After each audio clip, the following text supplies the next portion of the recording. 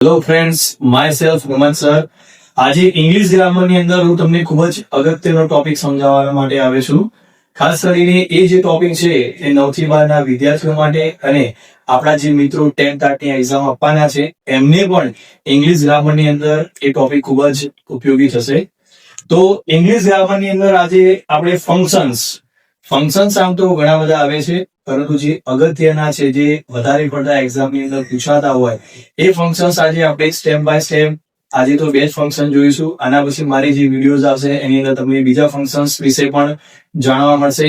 એ ઉપરાંત ઇંગ્લિશ ગ્રામરને લગતી મારી વિડીયોઝ જોવા માટે તમે અમારી ચેનલને ખાસ સબસ્ક્રાઇબ કરી લેજો, લાઈક કરો, બેલ આઇકન દબાવજો, જેથી બીજી વિડીયોઝ તમને મળતી રહે. અને હા, તમારા જે મિત્રો હોય જે લોકો અત્યારે સ્ટડી કરતા 9 થી 12 ટેટની ખૂબ જ ઉપયોગી વિડીયો છે ગ્રામરની, અને એકદમ શોર્ટની અંદર, બહુ ડિટેલની અંદર હું તમને નહીં શીખવાડીશ. શોર્ટની અંદર તમને ઓપ્શન ટિક કરો અને હા ભાઈ આ જ આન્સર આવે એવું તમે કમ્ફર્ટેબલી તમે સારી રીતે ભણી શકશો એની અંદર.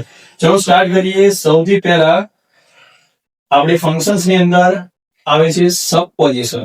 કદાચ જો તમે ફંક્શન્સ ભણ્યા હશો થોડા ઘણા તો તમને ખબર જ હશે કે આ ફંક્શન્સ શું કહેવાય. એની અંદર ફક્ત એક જ શબ્દ યાદ રાખવાનો જે મોટાભાગે તમને પૂછાતો હોય છે ગ્રામરની અંદર. આના 3 એક્ઝામ્પલ આપણા અહીંયા લખેલા છે. C behaved as if she were the teacher. The children cried as if he were hurt. He spends money as if he were very rich. હવે જનરલી કેવું હોય, જ્યારે પહેલી વાર કોઈ ફંક્શન જોતું હોય તો એને એવું લાગે કે ભાઈ અહીંયા ભૂલ છે. અમને જનરલી એવું લાગે કે કદાચ અહીંયા અમને ભૂલ લાગે છે.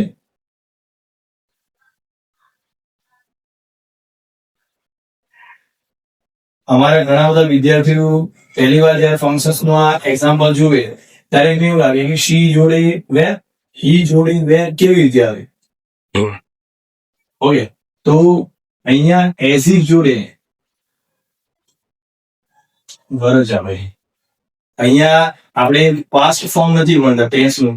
Simple past tense, past continuous ની અંદર આપણે સબ્જેક્ટ પછી વોઝ, વેર આપણે મૂકતા હોઈએ અને આઈએનજી લગાડતા હોઈએ. એ નિયમ અહીંયા નથી. અહીંયા ફંક્શન્સ ના નિયમ અલગ જ છે. જ્યારે આવું ફંક્શન્સ લખેલું હોય ત્યારે તમને ઓપ્શન્સ ની અંદર 4-5 કે 3 વાક્યો આપેલા હોય. એમાંથી જ્યારે એક વાક્ય સિલેક્ટ કરવાનું અને સૌથી પહેલા શું જોવાનું કે એઝ ઇફ લખેલું છે આપણે જોઈ લેવાનું. સૌથી પહેલા જોઈ લેવાનું કે એઝ ઇફ લખેલું છે. ઓકે, એના પછી જોવાનું કે એઝ ઇફ તો લખેલું છે પણ વર શબ્દ તમારે આવવો જોઈએ. કોઈ પણ કાળ આપેલો હોય, કોઈ પણ સબ્જેક્ટ આપેલો હોય, બરાબર, અહીંયા વર જ આવે. તમારે એ નહીં જોવાનું કે ભાઈ સબ્જેક્ટ સિંગ્યુલર છે કે પ્લુરલ છે કે પાસ્ટ ફોર્મ છે કે પ્રેઝન્ટ ફોર્મ, એવું કશું જ નહીં. એઝ ઇફ શબ્દ હોવો જોઈએ અને અહીંયા વર શબ્દ હોવો જોઈએ. બસ આ જે વાક્યની અંદર હોય તમારે એ વાક્ય સિલેક્ટ કરી દેવાનું. જ્યારે ફંક્શન્સ નું વાક્ય આપેલું હોય એમાં લખેલું હોય ફંક્શન્સમાં બ્રેકેટની અંદર સબપોઝિશન, તો સબપોઝિશન ના 3 કે 4 વાક્યો આપેલા હોય એમાંથી તમારે જ્યારે સિલેક્ટ કરવાનું હોય તો સૌથી પહેલા જોઈ લેવાનું એનો આ શબ્દ એઝ ઇફ, અને સબ્જેક્ટ પછી અહીંયા કોઈ પણ સબ્જેક્ટ હોય, સિંગ્યુલર હોય, પ્લુરલ હોય, નામ લખેલું હોય, કોઈ પણ વસ્તુ હોય, વર શબ્દ હોવો જોઈએ. બસ એ જ એનો સાચો ઓપ્શન થાય. તો આઈ હોપ કે તમને આ વસ્તુ આવડી ગઈ હશે. એઝ ઇફ અને વર આ 2 શબ્દો ખાસ યાદ રાખવાના સબપોઝિશન ની અંદર. ઓકે, હવે બીજું ફંક્શન, એની અંદર પણ એક જ શબ્દ તમારે યાદ રાખવાનો છે, હેબિચ્યુઅલ ઇન ધ પાસ્ટ. જ્યારે પણ આ ફંક્શન લખેલું હોય એના જ્યારે ઓપ્શનમાં બધા વાક્યો આપેલા હોય ત્યારે તમારે શું જોવાનું કે યુઝડ ટુ ક્યાં લખેલું છે. યુઝડ ટુ લખેલું હોવું જોઈએ. Used to. અને હા, એમાં ધ્યાન રાખજો, યુઝડ ટુ 2-3 જગ્યાએ લખ્યું હોય પણ અહીંયા જે આ સબ્જેક્ટ છે, બરાબર, આ સબ્જેક્ટ એના પછી તરત જ યુઝડ ટુ લખેલું હોવું જોઈએ. તરત જ. હા, જો અહીંયા તમને આમની બંનેની વચ્ચે am, is, are, was, were, will, shall કોઈ પણ ટુ બી ફોર્મ લખેલું હોય તો એ કેન્સલ. એ સાચો જવાબ કહેવાય નહીં. સાચો જવાબ ક્યારે કહેવાય કે સબ્જેક્ટ પછી તરત યુઝડ ટુ હોવું જોઈએ. ઓકે, બીજો નિયમ કે યુઝ ટુ જ્યારે આવે એના પછી ક્રિયાપદનું મૂળ રૂપ હોવું જોઈએ.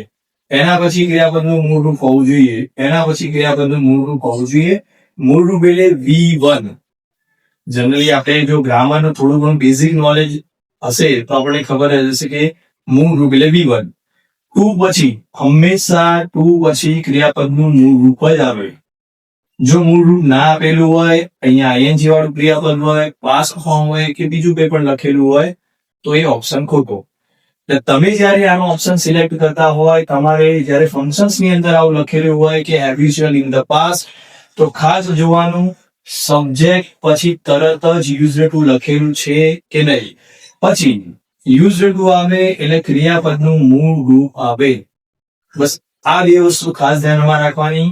જ્યાં પણ તમને યોગ્ય લાગે કે ભાઈ હા ભાઈ સબ્જેક્ટ પછી યુઝડ ટુ છે, ક્રિયાપદનું મૂળ રૂપ છે, સબ્જેક્ટ પછી તરત જ યુઝડ ટુ છે અને ક્રિયાપદનું મૂળ રૂપ છે, તો એ ઓપ્શન સાચા.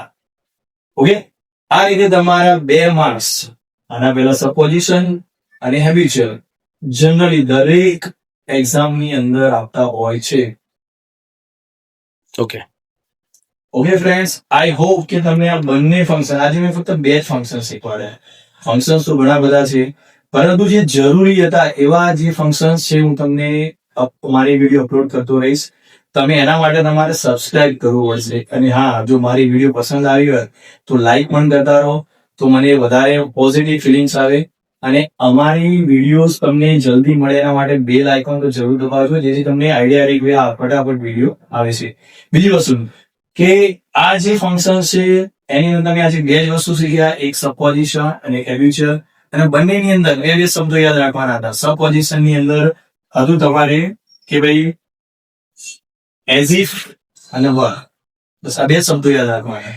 જ્યારે હેબિચ્યુઅલ ઇન ધ પાસ્ટ ની અંદર આવશે યુઝડ ટુ અને ક્રિયાપદનું મૂળ રૂપ.